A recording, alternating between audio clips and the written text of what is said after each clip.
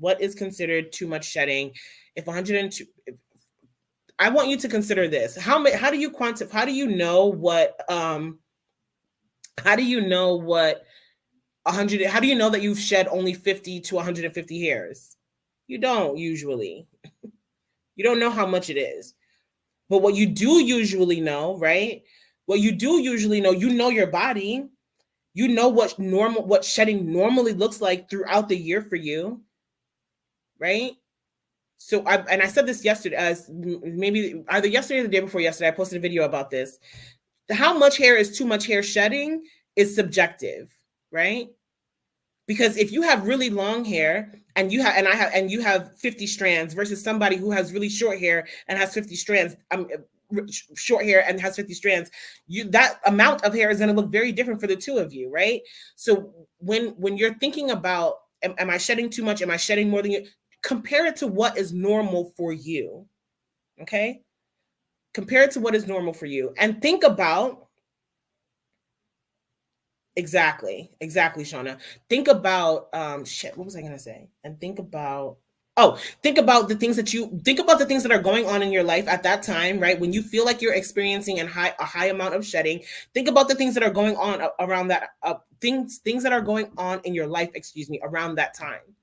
Case in point, some of us, our hair really thrived throughout the pandemic, right? Throughout quarantine.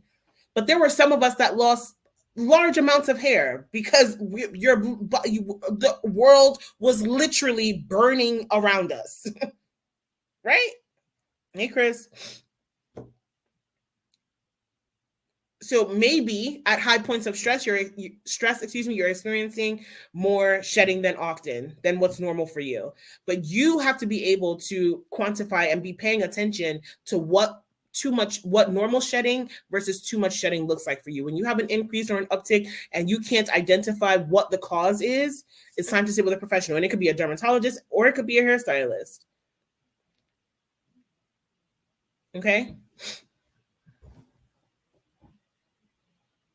Exactly, Drea. We talked about your body prioritizing what it needs, right?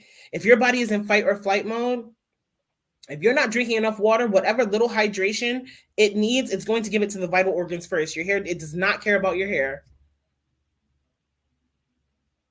And sometimes taking the scissors and starting, and Gloria said, I was on the struggle bus during the pandemic. I took them scissors and started over. Sometimes that's the answer. Sometimes because of stress and the amount of hair that we lose when our body is in fight mode, all of that see-through, that gap, right? That we're not loving how our hair looks, right? And sometimes starting over is the answer. And I mean that in more ways than one, not just your hair. Sometimes starting over is the answer. But every single time, I want to encourage you to advocate for yourself, right? Whether it's at home, whether it's at work, in the salon, because some stylists are a part of the reason why you stressed out the way you stressed. Right?